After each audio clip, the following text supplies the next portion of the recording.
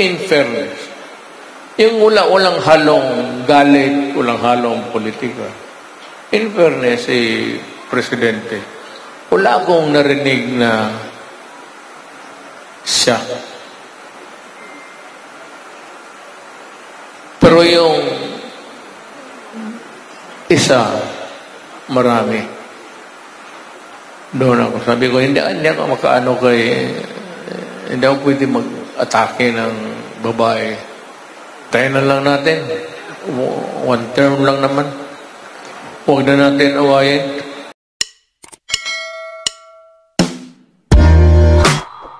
Maski 1 milyon, tapos I certify. Dapat nila baguhin yan. Hindi kasi makontento yung tao. You just cannot brush away the issue na, tama na yung I certify. Mahirap yan. Tapos galit sila sa akin. Magago kayo. Totoo naman. Naging congressman ako. Lalo na akong presidente. Kasi Marcos, in fairness, yung walang halong galit, walang halong politika. In fairness, Presidente, wala akong narinig na siya. Pero yung isa, marami. Doon ako. Sabi ko, hindi ako makaano hindi ako pwede mag-atake ng babae.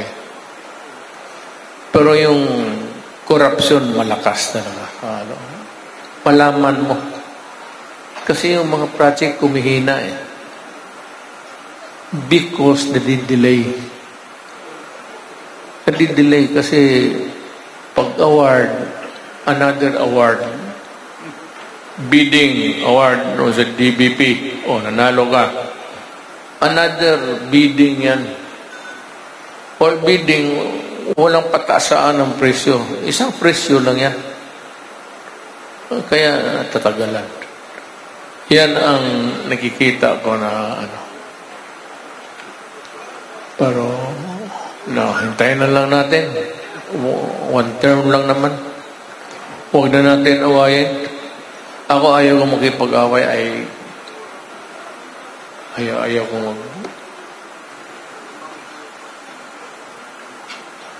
huwag lang kamali talaga ng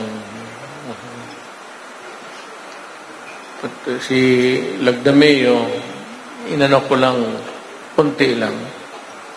Alam mo bakit na nabanggit ko yung pangalan ni Lagdameo? Kasi minsan kasi magsalita si Lagdameo, anak mayaman Alam mo, tayong galing sa mahirap, may sarili tayong lingwahe. We have a dialect, either Tagalog or in Visayan, or even in English. Meron tayong almost like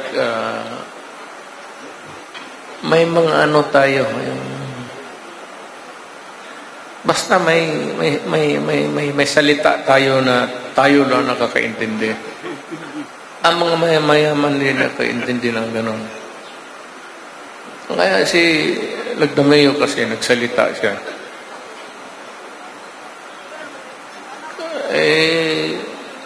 Sana ganon naman, huwag ka na magsalita, lalo na Bornel mo.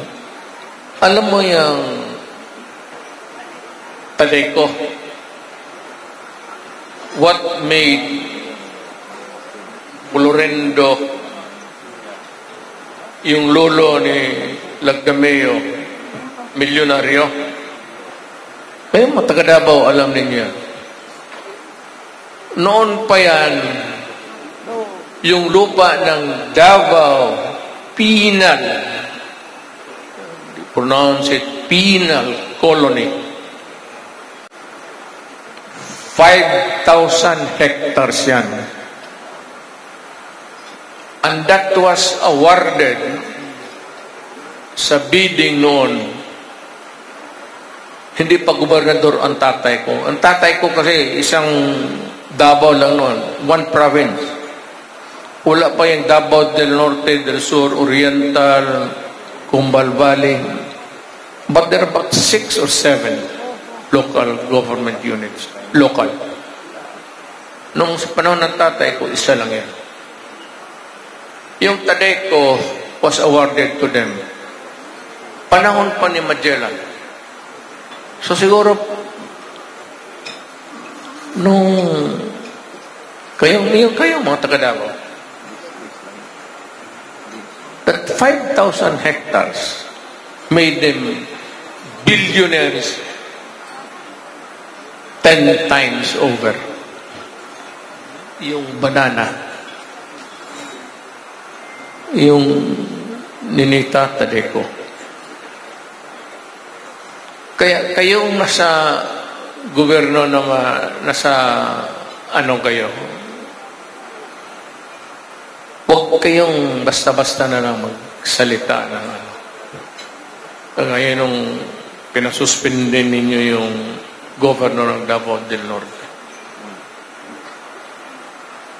Walang karason-rason. Kinuha lang niya yung sakyan ng kung governor ka, putang ina, kung ang sakyan ng probinsya, kunin mo, ibigay mo doon sa isang departamento, iyo yan. If you are the mayor, you own all government properties. Kung yung sakyan, sabihin niya, kunin ko yung sa treasurer, wala ka muna.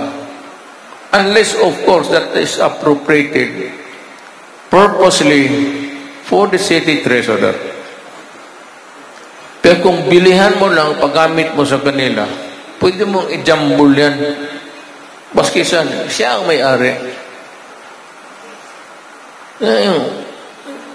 Since sa akin ko, panahon pa ni Magellan hanggang ngayon. That's 5,000 hectares. Sino may-ari? Yung Davao Pinang Colony. Hanggang ngayon. Namatay na lang si Garcia, namatay na lang si Macapagal.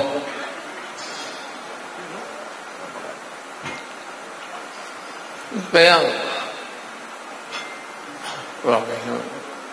bakit ka man maghanap ng away? Pero, kung ako ang tanungin mo ngayon, huwag na lang kasi masaktan yung gago makinig. Baka kaibigan pa naman kami. Yan mga hirap minsan eh. Kaibigan tayo, mag-away tayo dahil sa politika. But anyway,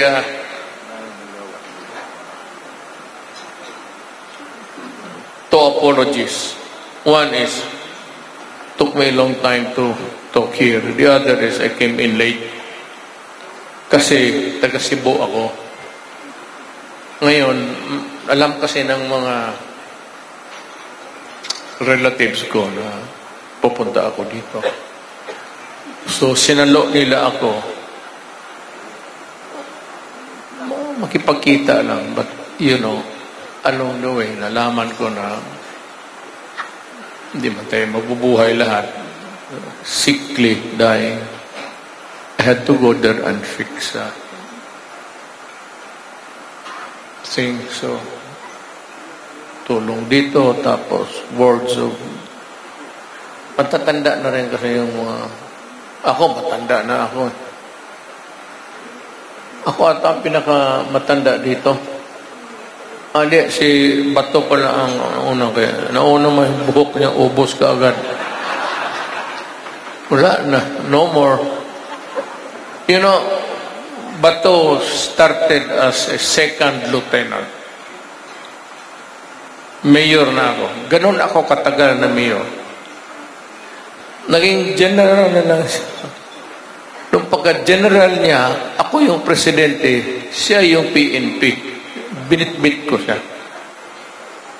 Pero Pero he started as a second lieutenant sa Davao City. All these years na election, wala ako sa naging talo. Hindi ako nakatikim ng talo.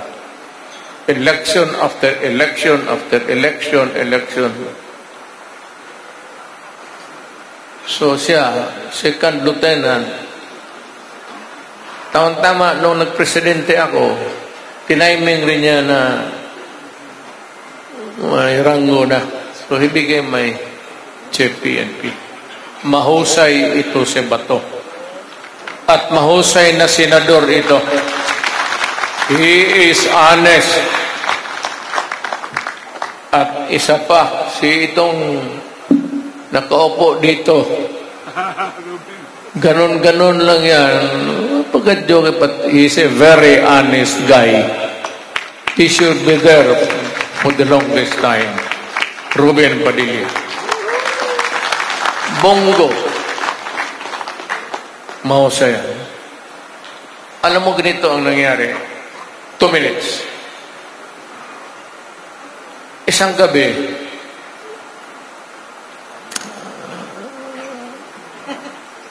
paglabas ko sa ospital, may nabalitaan ko yung security ko na sundalo, teniente, Philippine Constabulary, namatay. Yung kayong taga Davao, Jimboy, yung may-ari ng nightclub, ang kalaro niya noon, si Bongo. Bato, ito. Ito yung nagtapo ng bula, kaya malakas masyado. Napuruhan yung... Galing yung bula sa ganyan. Sila yung tatlo naglaro. Bumagsak doon yung security ko. So, sabi nila, naman, sir, namatay si Jimboy, sir. So, sabi ko, sino yung aide ko ngayon? Tapos ito si Bong, kasi magkabarkada sila. Pero ang barkada ko talaga, ang lolo ni Bong, yung printing press dyan na malaki sa Davao. Tesoro. It's the biggest in Mindanao. Printing. Mayaman to si Bong. Siya nag-offer. And that was a long time ago. Until now. So, from an aide, kita ninyo sa TV, kasama-kasama ko. Until one time, sinabi ko, Bong, kailan ba yun? Bong, tumakbo ko ng senador. Papanaluhin kita. Ay, mayor, hindi mayor. Ano lang ako mayor. Ganun lang naman yan. Ganun ang umpisa niyan eh. Ayaw ko. Gusto ko pala talaga. Yung senador. Bongo is also a very honest man. And of course, my friend, hindi ka na nag-graduate. Hindi applicable siguro yung 3-term dito sa Cebu. Huwag mo kayo pahuay-pahuay na. Wala akong narinig na ibang mayor. Wala ka mo break? Hindi ka nag-break? Mayor, nag-break ba na si Mayor Rama?